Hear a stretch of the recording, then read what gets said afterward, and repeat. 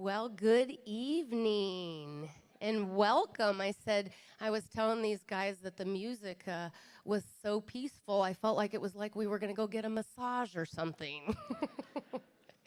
Well, good evening. My name is Sheri Swanson, and I'm one of the pastors here. And I am just so glad that you're all here with us this evening, and those that are going to be joining us online as well.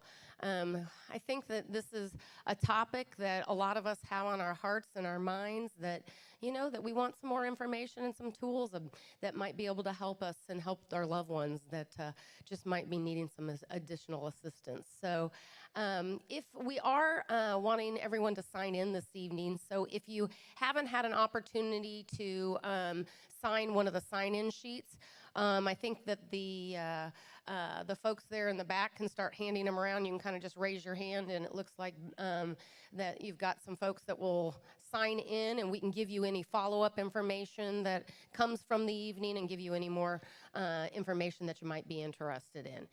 So this evening, would like to start us out with prayer. And then I'm going to introduce our two guest speakers who we're very excited to have this evening. And then I'm going to quickly go ahead and turn it on over to them because that's who you're here to hear tonight. So let us go to the Lord in prayer. Gracious God, we just thank you for the gift of this day. And Lord, we just ask that tonight you open our ears, you open our minds, and you open our hearts as we hear what these two wonderful people have to say to us this evening. God, I just pray that you give them the words that talk through, that they can hear through you, and Lord, that you just let everybody hear what they need to hear this evening. And we just thank you. Again, we thank you for the gift of life. We thank you for the gift of love. And we thank you for all that you give to us each and every day. In Jesus' name we pray. Amen. Well, so without further ado, I'm going to introduce Dr. Cheryl Mark and Dr. Paul Carlisle. And so they are going to go ahead, and you all may take it away. So thank you so much for coming here. Let's give them a warm welcome. Thank you for giving us the opportunity. I'm going to tell my age with this idea of a dynamic duo. We are coming at you the first time working together as a team. How many of you remember who the dynamic duo were? There you go. I'm glad I'm not the only old one in here, so good. Yeah, we're really glad to be here, and we want to let you know that there's going to be more material on the slides. Unless you're really good at shorthand, you're going to get down, but they're going to be available to you, all the material that we've got up here. So unless you just need to write things, that'll be available to you. You can check with Ann at some point. And we're going to kind of do a bit of a broad sweep in some areas, and then we're going to try to do some very specific things with a bit of a spiritual emphasis if we can do that. So let's begin. Okay. Nathan, I don't think I'm working this correctly, the advancer. Oh, there it goes. Okay. We want to start with just out of our field with mental health, somewhat of a definition. I'm not going to read that. You that are type A's have already read it twice, so there you go. But you'll notice words in there like emotional well-being. Do you see that in that? A behavioral component, also the idea of establishing constructive relationships, kind of in generally managing your mental health. The Bible would say it this way, when it would teach us, love God with all your heart, right? Soul, mind, and what? Yeah, so with all your strength. That's how the Bible would define who you are. And this is a mental health definition, and having a good space with all of these dimensions of yourself, emotional, mental, relational, are very, very critical to what we would call mental health. We do know that life can be bigger and more challenging than your good mental health. Agree? That you can have really good mental health and just get blindsided by things.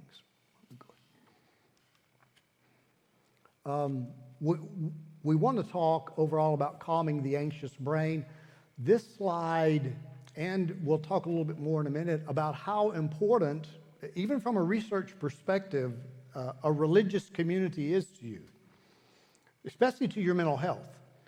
It actually, this may be a whole new idea to you, but you are designed to connect to other people. I know there's some people you don't want to connect to. I get that, okay. But you really are designed to connect, and when you connect that to our spirituality, it's a great boost to our mental health. There is hope, even if you look at these stats, that 18 to 20% of our population has, in our field, what we call a diagnosable anxiety disorder. You'll notice that that's of a lot of the population. I don't know what COVID has done to that, but it sure has not helped that. We want you to know that from our training and background that depression and anxiety are like twins. We used to diagnose them separately, like a person has anxiety, right? A person has a certain amount of depression. We know now that oftentimes people are having both at the same time. There are a variety of types of anxiety, and we'll talk about that as we go along. Let's go to the next one. Again, if you'll jump down under that, the language of definition of anxiety, I want you to know it's not a spiritual weakness.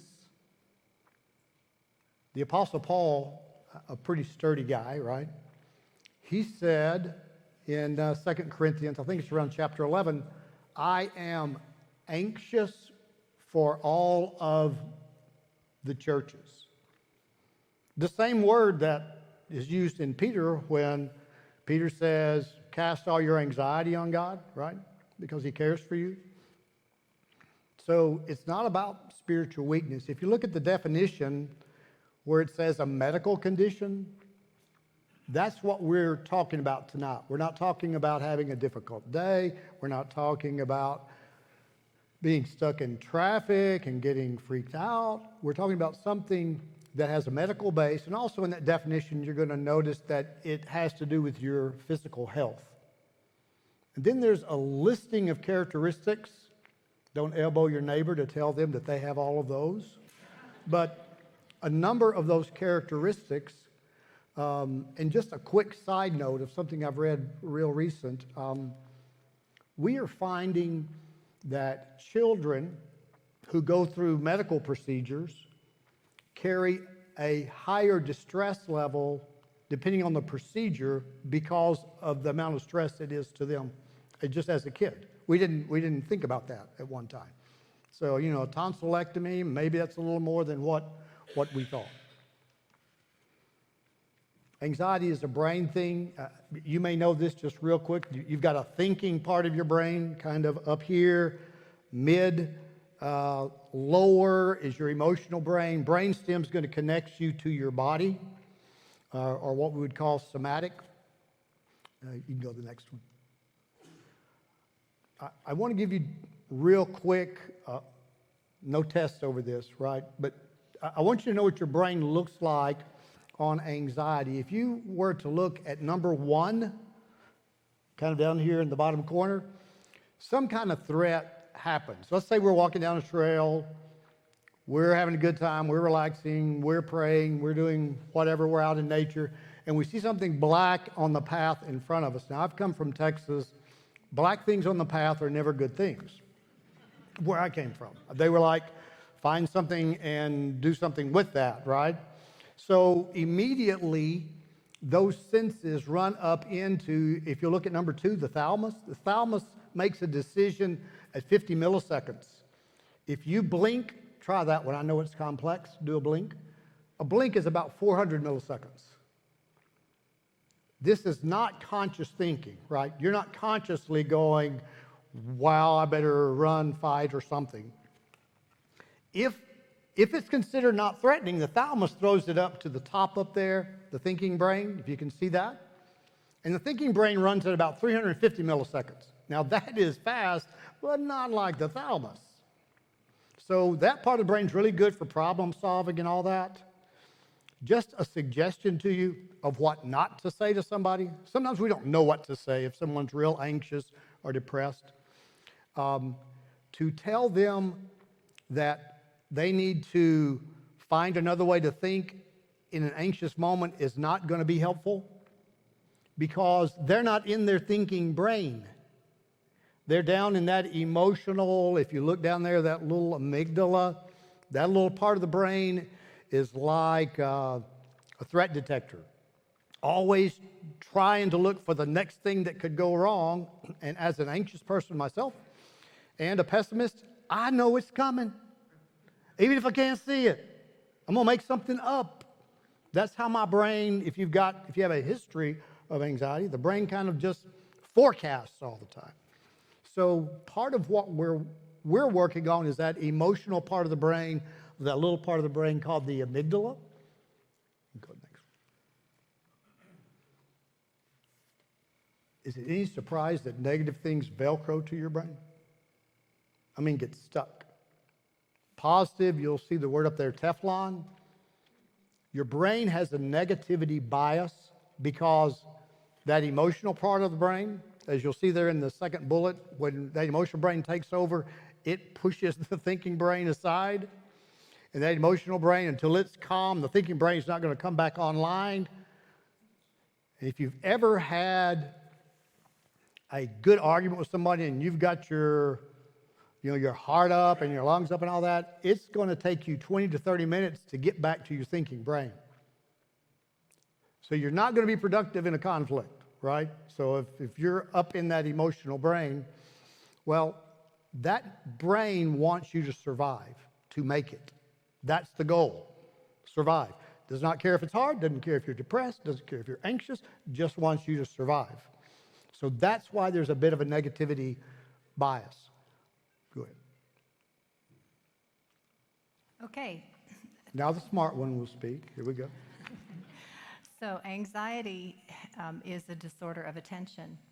And so just like on the path, there was something that triggered a response. Then we live in this place where we want to be safe. And so if you think of anxiety on one end of the spectrum being panic, and on the other end maybe carelessness or recklessness, we want some anxiety. Not all anxiety is bad. There's this place in the middle where we need anxiety to have a good performance, for example. And so on this side, we're looking and checking for danger and finding things that are a threat to us. And on the other side, if someone is careless or reckless, then they don't have any vigilance. We want the autonomic nervous system to come on in fight or flight and to protect us and be safe. So at the end of this presentation, we want you to be able to answer the question, do I or someone I care about need professional help? And where am I on the anxiety spectrum? And how am I coping with anxiety? And so there you see that balance of vigilance, carelessness, or anxiousness. And the more vigilance you have, the more likely it is to progress to a clinical anxiety. So again, on that far left, almost no vigilance, lacking the ability to evaluate risk. It can be very dangerous. On the right side, there's too much vigilance.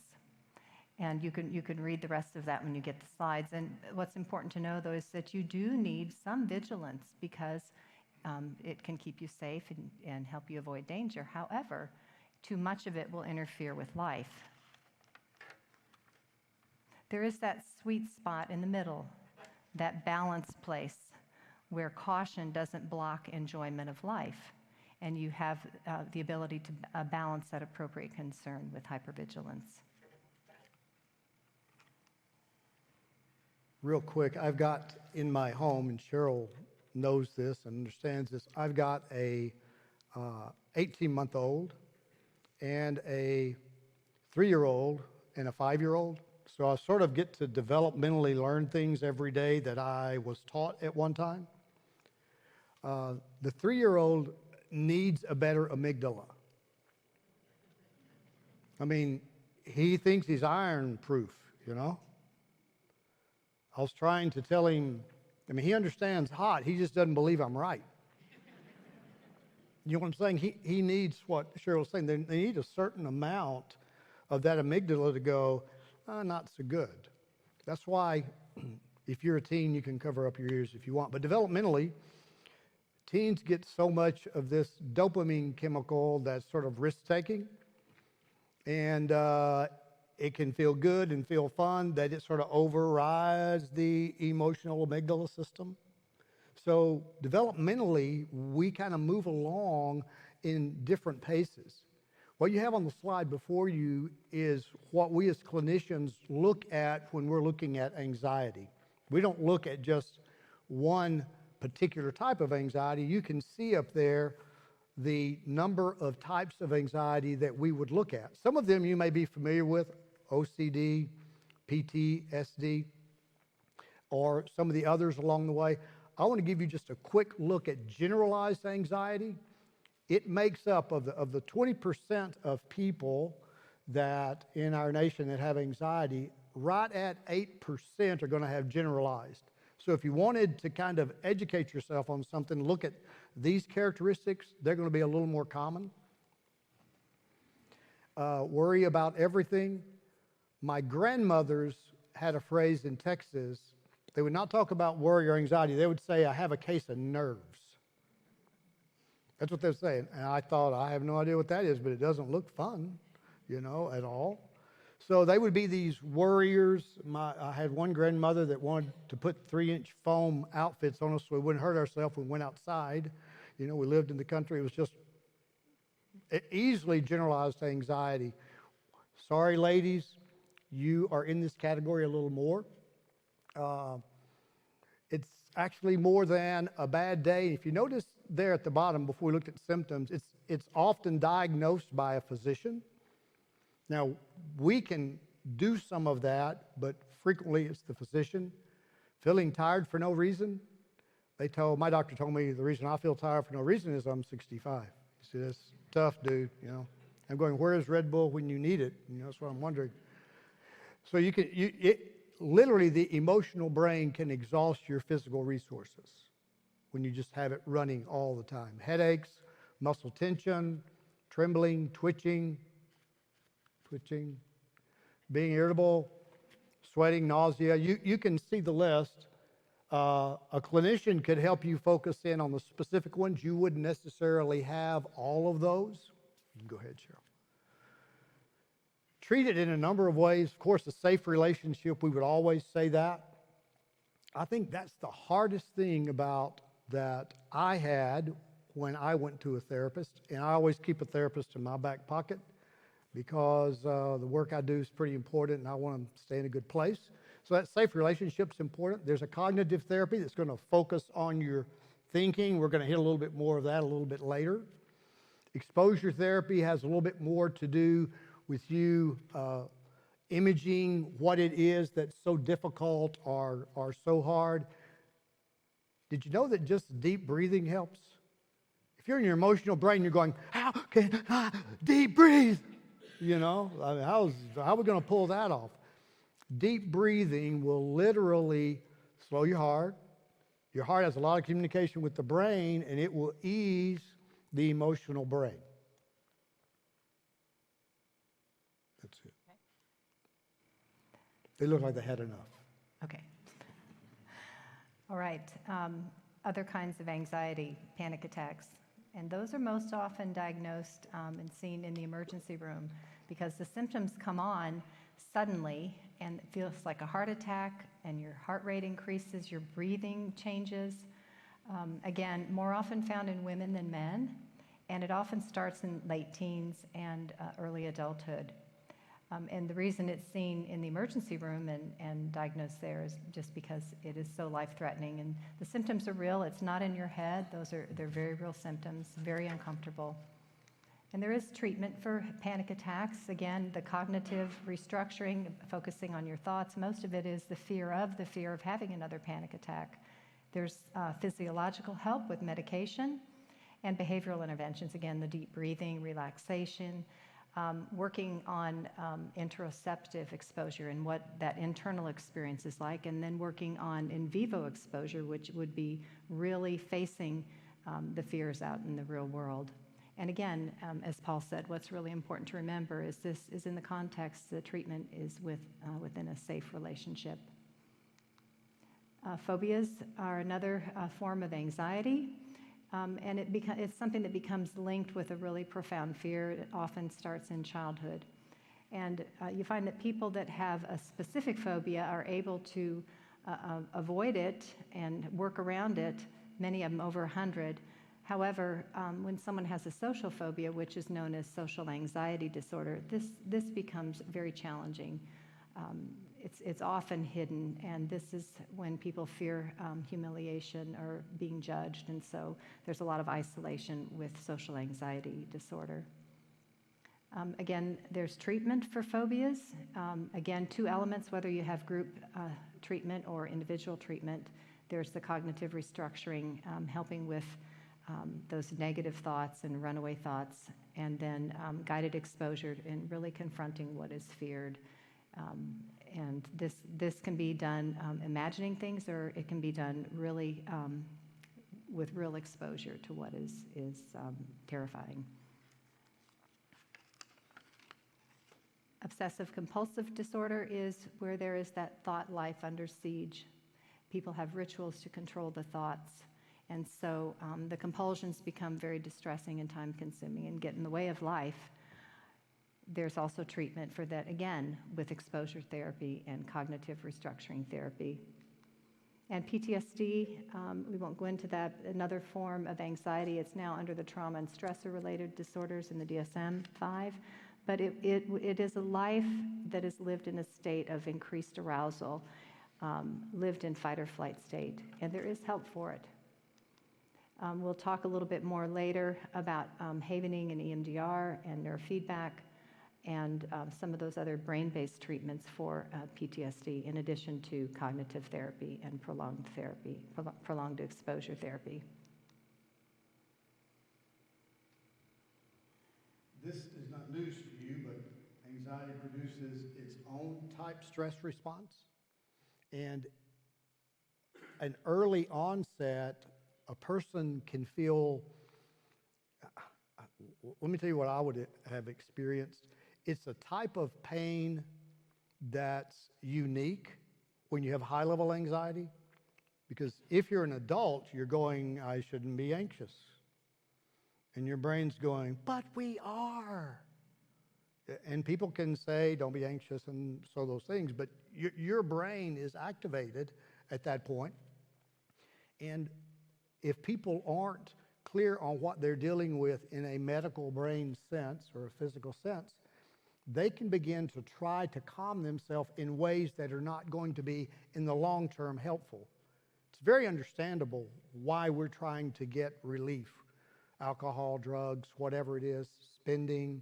For me, it would be like chocolate. I know it's a devil food, but it's so wonderful to soothe my emotions that way, you know. So there are a lot of things that are not healthy that we can do. You can go to the next one. There are ants, automatic negative thoughts that are not a conscious, intentional thought you have in the moment.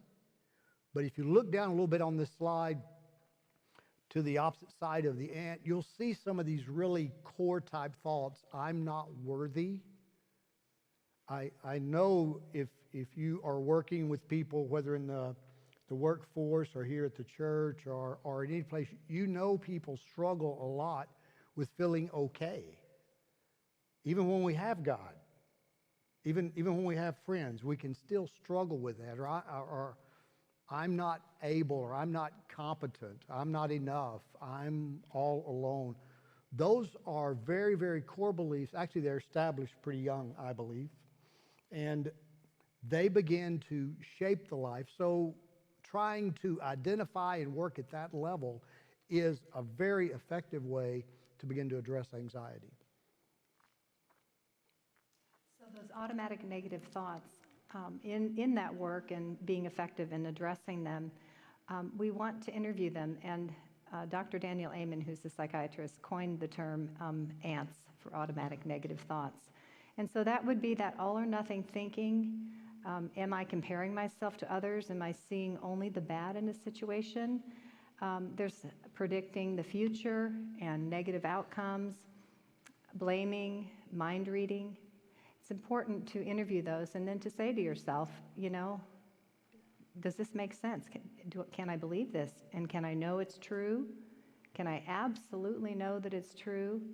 And what are the thoughts and the feelings that I have when I'm thinking this way and having these thoughts? And who would I be without these thoughts? And there's a good reason to investigate them, because there are chemicals that are released into every cell of your body when you have negative thoughts versus different ones that make you feel better when you have positive thoughts. And so it's important to investigate our thoughts to find out what is true and accurate thinking. Here's some things that specifically, if you've been through them situationally or otherwise, can contribute to anxiety or what we call an anxious brain. One is grief. By the time somebody gets my age, 27, 65, you've had lots of opportunity to work with grief just because you've experienced a lot. You've outlived certain people. You've had job situations. You've had relationship difficulties. So grief is often an expression of what anxiety can be doing underneath that. There's also childhood trauma or distress. It's not, I want to think it's simple, but maybe it's not. When the brain is arrested early by too much stress or distress, whether that is physical distress, sexual distress, or it can be kind of an omission like neglect, what you didn't receive, the brain actually develops around those distressing events and sets a trajectory for how the brain is going to think from now on, unless you decide to get some help with that. It's not a simple change. It's not. I wish it was. Yeah. There is an instrument that's out there. It's public domain. You're going to see it in a little while, called Adverse Childhood Experiencing Scale. Half of the population has had a number of those. You can see on the slides a specific number. The more a person has, the more the probability in midlife that they're going to have other medical type issues. We're just now beginning to understand this thing, specifically the adverse childhood experiences. You could have a sensitive nervous system. I'm going to confess something to you that you see on the slide, but you didn't know I was one. I am a highly sensitive person. Actually, a better word as a male would be highly responsive. What it means is about 15 to 20% of the population feels emotions more than the other part of the population. Actually, we can't tell the difference between yours and ours initially. I mean, if you get all freaked out, we're in there with you, we're doing the same thing. We're not sure how to parse that out. So it's a trait. It's not something you develop. At least that's what the research we have right now says. And you may want to take that into mind. There's also adult trauma, not just childhood. Hyperventilation, you can have that pretty easily. Medical condition, drug reaction, stress. Symptom management, a number of things. You're gonna see, as Cheryl was talking, certain things like cognitive type approaches are reproduced, or relaxation approaches. You'll see several of those. Do this with me real quick. Take your whichever left fist. Make it as tight as you can. Not to hit somebody, just make it tight. Okay, now just let that go real slow. Okay, do that again, make it real tight. Just let it go. If you'll notice, if you were to do this with more parts of your body, you would notice the difference between tense and relaxed. Surely you're not like me. Surely you've never said, I just can't relax. You know, we're not kidding, right? We don't know how to, sleep doesn't fix it. Your brain decides to run your life when you're sleeping sometimes. It happens to people. So muscle relaxation, breathing and counting is very effective. If you were to try some of these things today or suggest them to someone because you went to this conference and heard these really brilliant people, Cheryl, we're talking about. So if they would need to know and understand if they try that or you try it and it doesn't work, that means you're dealing with something possibly more intense and it should be checked out as far as therapy goes. All right. So in addition to symptom management that Paul was talking about, there are other things that you can do. It's important to be in community and seek out a support system. Start noticing what you're paying attention to. Sometimes our thought life can run wild, and the thoughts are anxious thoughts that contribute to anxiety. Finally, think about how holistically you can begin to care for yourself. Think of an umbrella of self-care, your spiritual care, self-care, socially, emotionally, intellectually, financially, being responsible, and also physical self-care. It's important, just those very basic things. Do your best to work towards a good night's sleep. And if you're struggling sleeping, then you might need to reach out for extra help. Try and eat well, get some exercise, just those very basic things. And also have some compassion for yourself. Paul is going to talk about some assessments. It's the PHQ-9, which often you can get at your local, or not your local, your general doctor. They'll give that to you for depression screening and the general anxiety screening. They're in the public domain, and you can access it for free if you get this presentation from Anne. She'll send it to you, and there's a link there for it. But both of these assessments are very helpful at measuring and assessing change and also progress in the response to treatment. Yeah. My turn. Your turn.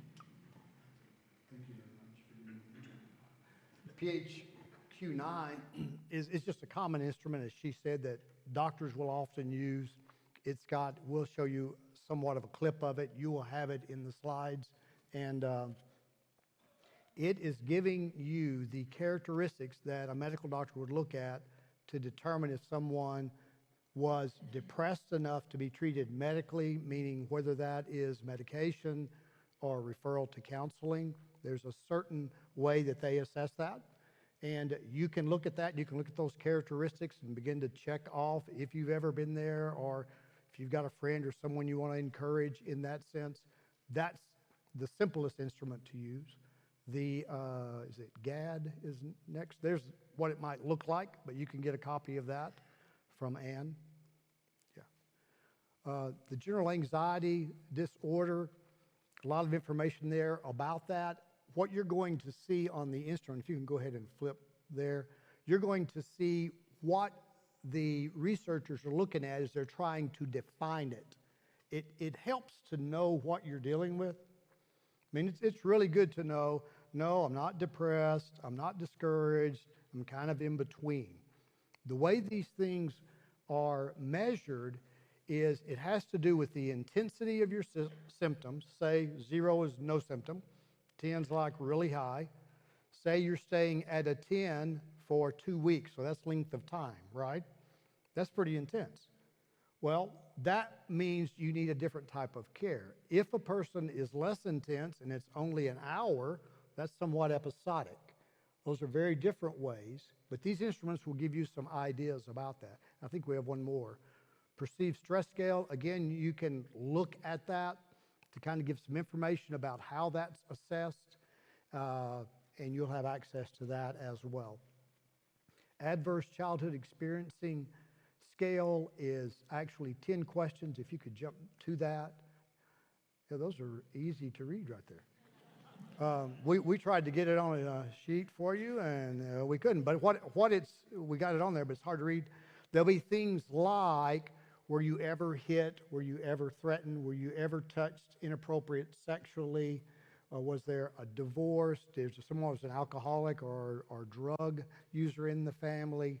Was there certain aspects of neglect? And what these instruments are being administered now in California to young children and their families to try to catch it, and diagnose it before it's later. Then it becomes a burden financially, at least for the government, if not a lot of us, churches and all that are trying to help them along the way. Okay, so there are different types of treatment, as we've talked about, for anxiety.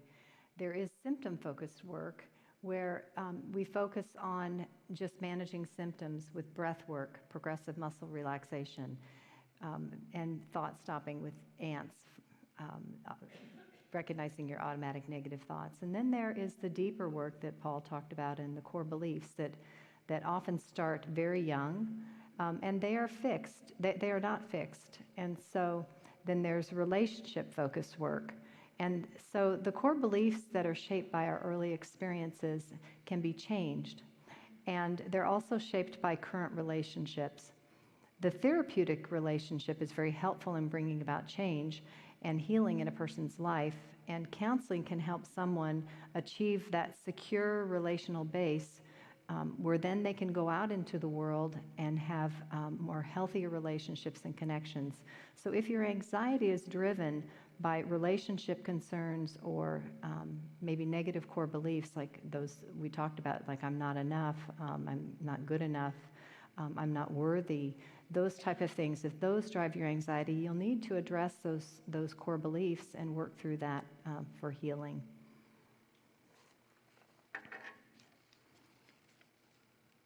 Oops. And again, there are other forms of treatment, diet and exercise, heart rate variability that Paul will talk about, medication, neurofeedback, counseling, there are different types of modalities for exposure and treatment. Neurofeedback, I'll talk about that. That is a form of brain training, and it's teaching where sensors are placed on your head, and we can look and see whether or not your brain is working too hard, not hard enough, and whether it's working efficiently. And through that, your neurons are given feedback, and you can learn, for example, for an anxious person, how to achieve a calm state. And it's actually training for your neurons. And you practice it in training and then go out into the world, and it generalizes for those who are able to do it. And then in EMDR work, we help people who have difficult memories, and we have them access an image that goes with that, and then maybe an emotion and a sensation that goes with it and how distressing it is. And they work through a negative core belief with processing through to where they have a positive belief. And it's more true than the negative belief. And usually those are those negative core beliefs that start early and are built on through, kind of layered on when their negative experiences come. And Paul, if you'll talk about havening and heart rate variability. I am newer to heart rate variability. I would suggest if you want to go look and Google that, I would do it under heart math, but it's going to be heart rate variability or coherence. And it has to do with a small instrument that you will clip on your ear that then talks to your phone, and it will give you your heart rate, your coherence rate, and you can learn from breathing a specific way how to regulate your emotions. It's something that I've found real helpful. I don't know how new it is, but it's newer to me. Like with the EMDR, my certification is not in EMDR, but in havening, which is a way to deal with not just daily stress. You can offload daily stress.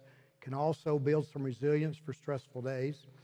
But it also deals with EMDR in the same sense of going back to sometimes very traumatic things that continue to make a person just struggles so much, and it has a way of releasing, or we would call it clearing, that specific memory or event or image, and like Cheryl said, even the core belief that can drive that. So the question, when do I seek professional help? What's very important, and we'll say right up front, is anyone who is anxious and who has suicidal thoughts or a plan or has rehearsed or has had any attempts would need to seek emergency treatment. If you or someone, if there's someone that you love and care about and you find out that's the case, then don't leave them alone. Take them to your local emergency room or call for help. Yeah, and I would say about that, I never experienced like what I would call a suicidal idea. I wasn't going to be okay if Jesus took me home. I was hurting that bad. I would say that living, these would be my words that weren't the suicidal part, they were like living was painful. Just kind of making it, if you're in a depression, anxiety that's pretty severe with childhood, I'm a trauma survivor, so it has those roots, right? That's not your average, everyday person. And many people tell you how bad they're hurting when they talk about suicide because they can't find relief.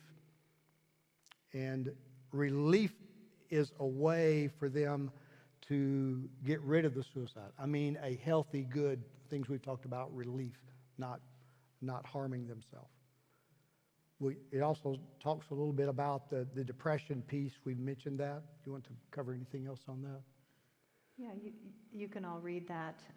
People, when you feel that you're just overwhelmed and unable to cope with the stressors in your life, seek out for help. Also, if you have health problems that could be contributing to the anxiety, you would also need professional help.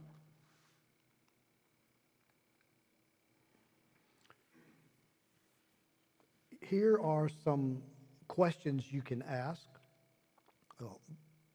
Do I or someone I care about need to seek professional help? There's still, I wish, church, it wasn't true, but there's still a stigma about coming to a counselor. You know what I think the real stigma is, or was for me? I don't want to be needy. But according to the Bible, God's the only one who's kind of like self-sufficient, right?